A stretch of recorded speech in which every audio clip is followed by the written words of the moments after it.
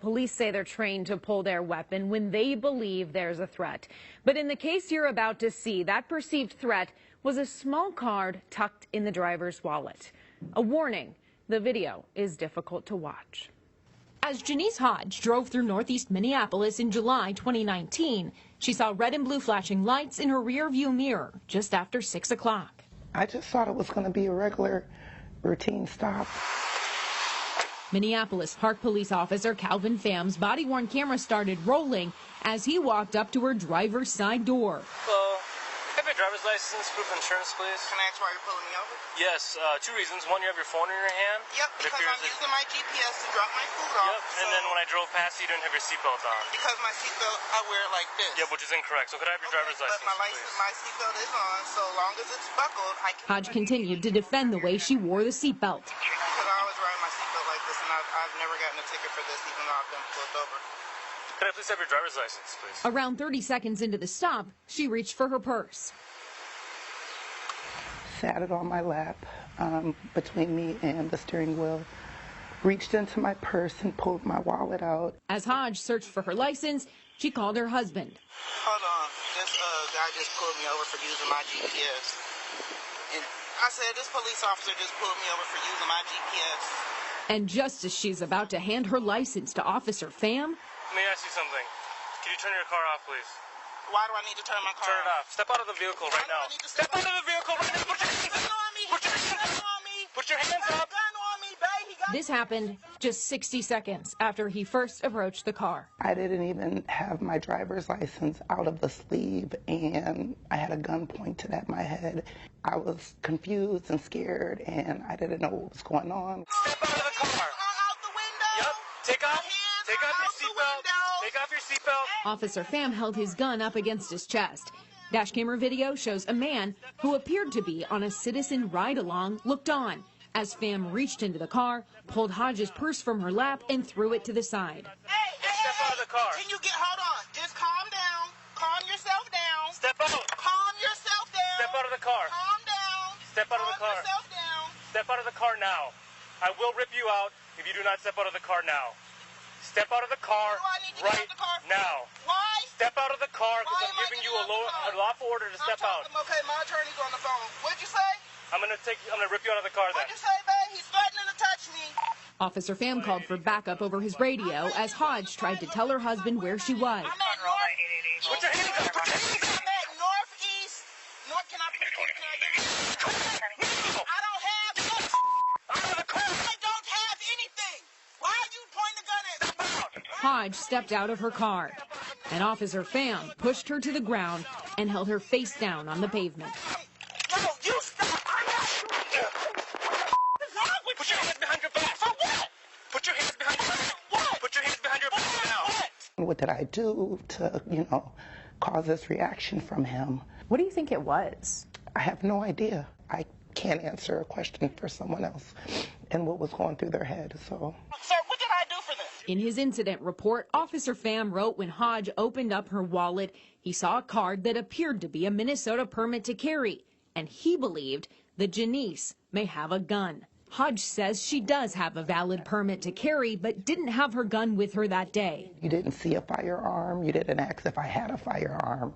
You just reacted to something that you seen in my wallet. Officer Pham's reaction reminded Hodge of another case involving a black driver in Minnesota who had a permit to carry. Sir, I have to tell you, I do have a firearm on me. Don't reach for it then. Philando Castile shot and killed just a few miles away from where Hodge was held at gunpoint. That was the first thing that ran through my mind, unfortunately, at the time, yes, that I'm going to die the same way that this young man died.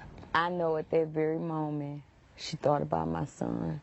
After Officer Geronimo Yanez was acquitted for shooting and killing her son, Valerie Castile began fighting for police reform in Minnesota and across the country. Do you see any similarities between your son's shooting and what happened to this woman? Oh, absolutely. It's the same thing. As a trained law enforcement officer, you're supposed to be trained in how to de-escalate these situations. Yet we see these situations happen over and over and over again. During that traffic stop in Falcon Heights in 2016, former Officer Yanez pulled his gun within 36 seconds. In 2018, months before former Minneapolis police officer Mohammed Noor shot and killed Justine Damon, dash camera video showed Noor pointed his gun at a driver's head during a routine traffic stop. And in 2020, in his initial interaction with George Floyd, Officer Thomas Lane pulled out his gun 13 seconds after approaching Floyd about a counterfeit bill. I'm sorry. Let me see your other hand. Please, both hands. Do nothing. Put your hands up right now. For years, you know, black people have been treated just like that. Castile agreed to watch the footage from Hodges' stop. Oh, Jesus Christ. She pointed out Hodges' hands are through the sunroof. You know, at that moment, you'd be scared to even move for the seatbelt, because he'll swear to God she was reaching for the gun. In his report, Officer Pham wrote, I observed her hands reach into her purse. I observed her reach her hand behind her purse near her waistline and in between the seat and center console. I believe that Janice was trying to conceal something or was reaching for a weapon. The report lists that you were reaching around in your purse, that you were reaching down into the door, like into the door frame too. Impossible to do with a seatbelt on, to reach down with the handbag I have with me on my lap, steering wheel. There's no way I could reach down into a door panel of a truck and obtain anything. Are you getting sound okay? We also showed the video to retired Chicago Police Commander Mark Buslick, who spent 39 years in law enforcement. Tell me just a little bit about your impressions of the video. There's really two things going on here. Her refusal to comply, and then the officer escalating the incident when I don't think it needed to be at that point. Did you see a threat? I did not see a threat, no. But again, my perspective was that of a body camera in the middle of the officer's chest. Remember, Officer Pham wrote in his report that he saw what appeared to be a Minnesota permit to carry, but made no mention of seeing a gun. Do you still think he should have pulled a firearm on this driver? I did not see an immediate threat. The more appropriate response would have been, ma'am, do you have a firearm with you? I thought I was going to be issued a citation and sent on my way. Hodge was arrested and booked on 5 charges, including obstruction and possession of marijuana. Those charges were dropped after she pled guilty to driving on a suspended license. I think a lot of people will question what he had to be afraid of that day. Last fall, the Minneapolis Park and Recreation Board paid Hodge $100,000 to settle her civil rights lawsuit. Officer Pham resigned from the park police shortly after. On his separation form, the reason for his sudden departure left blank, and his personnel file makes no mention of the traffic stop or any discipline. Where's the threat to pull your firearm out? It's difficult for Hodge to watch this video, not only because of what she went through, but also because Hodge says she can't help but think of other black drivers out on the road right now. You never know when it's your turn. Our request to interview both the Minneapolis Park Police Chief and the Superintendent of the Minneapolis Park and Recreation Board were denied.